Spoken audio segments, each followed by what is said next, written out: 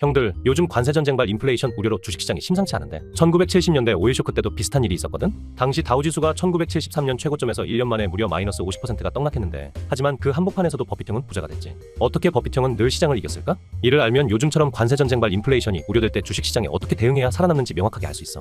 1분만 투자해서 똑똑해지고 자산도 지켜가자고. 때는 1973년 이집트의 이스라엘 기습 공격으로 제4차 중동 전쟁이 터지는데 이때 중동의 사우디를 중심으로 미국, 니네 이스라엘 편들었지. 이제 너네한텐 기름 안 팔아. 하면서 중동은 원유 수출을 중단해버려. 이 때문에 인플레이션으로 세계 경제가 아작났고 심지어 닉슨 대통령은 휘발유가 부족하니 배급제 실시. 이런 지금으로선 상상할 수 없는 선포까지 했어. 결국 10년간 인플레이션과 경기 침체가 함께 온 스태그플레이션의 시대였고 이로 인해 주가도 반토막 난 거야. 그렇다면 이 난리통 속에서 버핏은 어떤 투자를 했을까? 보통 사람들은 겁먹고 시장을 떠날 때 버핏은 1,100만 달러를 들고 조용히 한 주식을 샀지. 바로 워싱턴 포스트. 그 이유는? 워싱턴 포스트는 인플레에 강한 기업이었기 때문이다.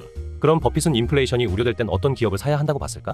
첫째, 가격을 마음껏 올릴 수 있는 기업. 예를 들어 워싱턴 포스트 같은 신문은 물가가 오른다고 해서 안 볼 수 없거든. 따라서 매출이 물가 상승만큼 자연스레 따라가는 기업이었던 거지. 둘째, 독점적 지위를 가진 기업. 워싱턴 포스트는 미국 정치 마당에선 정보력이 대체 불가능한 매체였어. 닉슨 대통령을 하야시킨 워터게이트 사건 보도도 워싱턴 포스트였을 정도였으니 말이야. 셋째, 부채가 적고 현금 흐름이 튼튼한 기업. 버핏은 부채 많은 회사는 쳐다보지도 않아. 금리가 미친 듯이 올라가는 시대에 이자 갚느라 허덕이는 기업은 망하기 쉽거든. 당시 워싱턴 포스트는 부채가 거의 없었고 자기 자본으로 돌아가는 기업, 즉 ROE가 높았지. 게다가 당시 신문사는 구독료와 광고료를 선지급 받았기 때문에 현금 흐름 또한 원활했어. 그렇게 시간이 흐르고 경기 회복기가 되었네. 형들, 남들은 다 쫄아서 팔았던 그 주식이 스태그플레이션 기간 동안 무려 900%나 뛰어버렸어. 같은 기간 S&P는 고작 20% 상승이었거든. 버핏은 단순히 살아남은 게 아니라 넓은 시야로 불을 들였던 거야. 지금 우리 시대도 비슷한 일이 일어날 수 있지 않을까? 미국 금리는 여전히 높고 물가도 관세 전쟁으로 높아질 위기인데 이럴 때일수록 미디어 커뮤니케이션 섹터 ETF 중 시가총액이 제일 큰 XLC가 혹여나 주가가 빠졌을 때 회복력이 정말 빨라. 왜냐? 워싱턴 포스트처럼 콘텐츠 기반, 광고 기반 비즈니스는 물가가 올라가도 광고 단가가 같이 오르고 구독료는 계속 들어오거든.